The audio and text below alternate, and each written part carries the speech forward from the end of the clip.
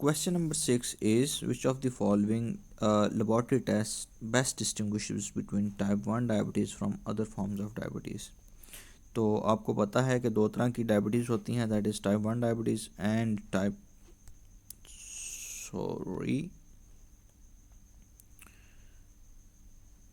दो तरह की डायबिटीज़ आपके पास होती हैं, that is type 1 diabetes and type 2 diabetes.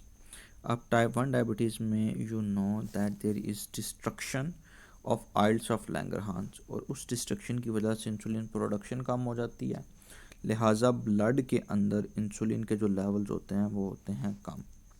लेकिन in comparison to that type 2 के अंदर ऐसा कुछ नहीं होता। टाइप 2 के अंदर जो पेरिफेरल रिसेप्टर होते हैं इंसुलिन के, उनके अंदर रेजिस्टेंस आ जाती है, पेरिफेरल रेजिस्टेंस आ जाती है, जिसकी वजह से आइल्स ऑफ लैंगरहांस तो अच्छे से बीटा सेल्स अच्छे से इंसुलिन बना रहे होते हैं, लेकिन इंसुलिन अपने रिसेप्टर्स पे एक्ट नहीं कर पाती और ब्लड शुगर कम नहीं हो पाता।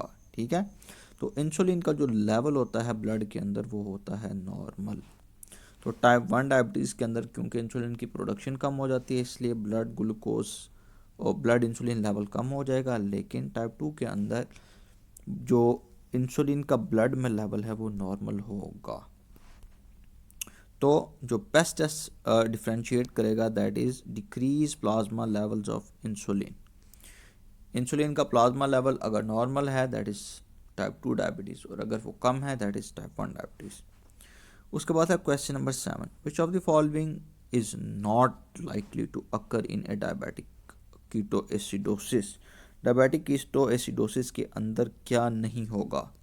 एलिवेटेड ब्लड ग्लूकोज होगा, ग्लूकोज इन यूरिन होंगे, positive ketone in the urine होगा, पॉलीयूरिया डिहाइड्रेशन होगा, मेटाबॉलिक अल्कलोसिस नहीं होगा, क्योंकि DKA की एब्रीवेशन है डायबिटिक कीटोएसिडोसिस, एसिडोसिस, तो अल्कलोसिस नहीं होगा, इट इज़ मेटाबॉलिक एसिडोसिस। ठीक है, तो सी ऑप्शन नहीं होगा।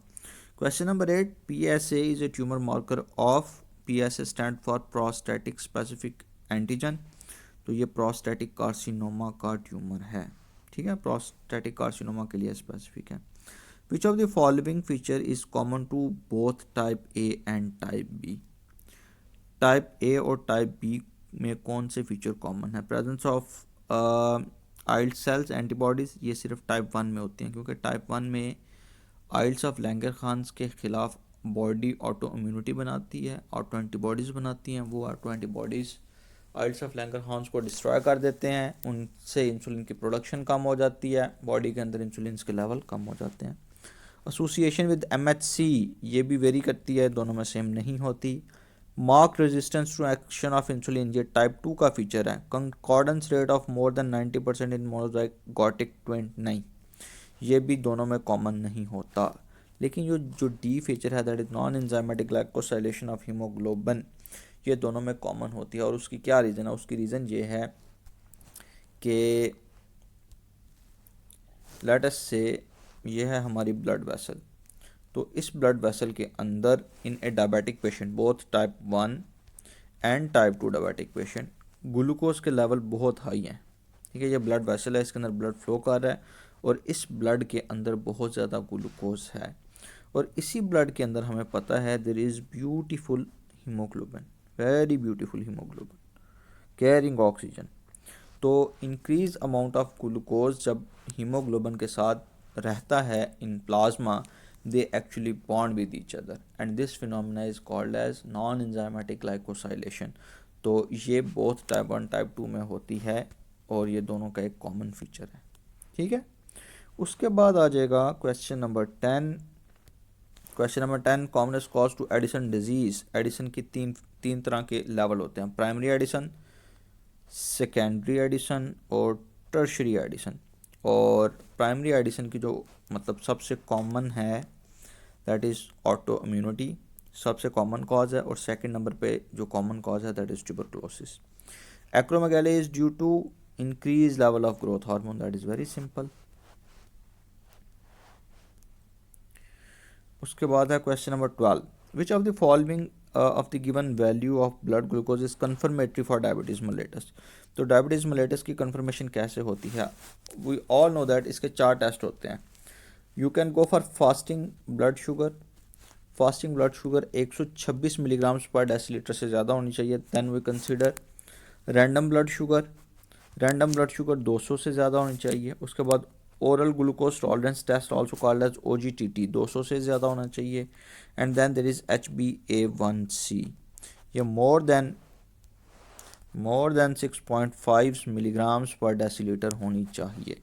तो इन सब के अंदर हमारे पास जो RBS है that is non specific. RBS आमतौर पे नॉन डायबिटिक पेशेंट के अंदर भी ज़्यादा होता है. ये नॉन स्पेसिफिक है. सबसे ज़्यादा स्पेसिफिक HbA1c है और उससे कम OGTT है. That is standard, that is theory. ये जो 4 पॉइंट्स हैं दिस इज़ थ्योरी.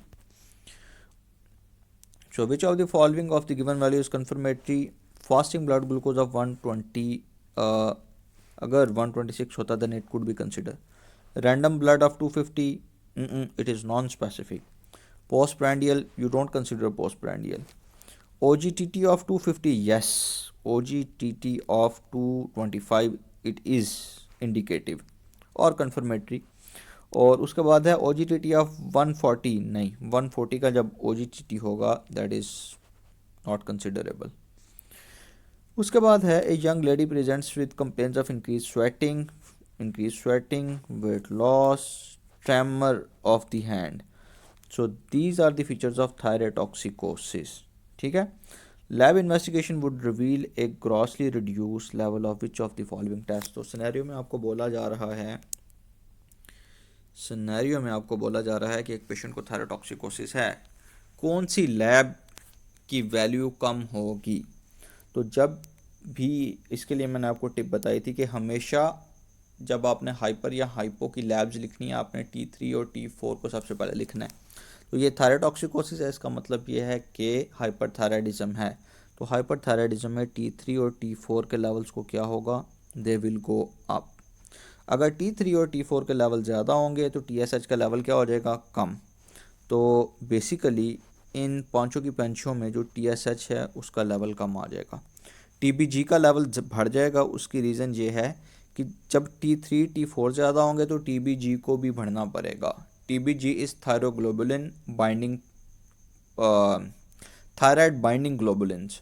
इन्होंने थायराइड हार्मोन को अपने साथ बाइंड करके रखना होता है. TBGs ने T3 T4 को प्लाज्मा के अंदर बाइंड करके रखना होता है. ठीक है. तो जैसे ही T3 T4 के लेवल बढ़ेगी TBG के लेवल्स भी बढ़ जाएंगे. सीरम कोलेस्टेरॉल, इसके लेवल भी बढ़ जाते होते हैं. वो कैसे बढ़ते हैं दैट्स अनदर स्टोरी, लेकिन बढ़ जाते होते हैं. उसके बाद है all of the following are true in the Cushing's except. इसका आंसर है it is associated with signs of virilisation. ये ट्रू नहीं है. साइंस ऑफ विरलाइजेशन कभी भी कुशिंग्स के साथ एसोसिएटेड नहीं होते. साइंस ऑफ विरलाइजेशन एसोसिएटेड होते हैं एंड्रोजेनिक एक्टिविटी के साथ. अगर एंड्रोजन प्रोडक्शन ज़्यादा हो जाए तो विरलाइजेशन हो जाती है. और फीचर्स हैं जिसमें विरलाइजेशन हो जाती है लेकिन कुशिंग्स के अंदर नहीं होती. कुशिंग्स क्योंकि होता है कॉर्टिसोल्स के ज़्यादा लेवल की वजह से. तो कॉर्टिसोल का किसी भी किस्म का कोई ताल्लुक नहीं है विरलाइजेशन से. तो दैट इज़ बी. सी नहीं होगा इसका आंसर, इसका बी है. क्योंकि जो कुशिंग्स है ये एड्रिनल कॉर्टिकल एडिनोमा से भी हो जाता है. ओट सेल, स्मॉल सेल कार्सिनोमा का दूसरा नाम ओट सेल. तो लंग कार्सिनोमा में एक यूक्यू है पूरे का पूरा ओट सेल, उसमें भी ये हो जाता है. ब्रेकडाउन ऑफ प्रोटीन भी ये कॉज करता है और इसमें जो कॉर्टिसोल के लेवल हैं वो भी ज़्यादा हो जाते हैं. And that is again true. Which of the following is true regarding pheochromocytoma? It causes hypertension. Yes. Aggressive malignant tumor है, not all the times. सिर्फ एड्रिनल में होता है, नहीं. उसके बाद न्यूरल क्रस्ट सेल से ड्राइव्ड है, नहीं, ये क्रोमाफिन सेल से ड्राइव्ड है. Many tumour have 1p deletion, नहीं, ऐसी भी कोई बात नहीं है.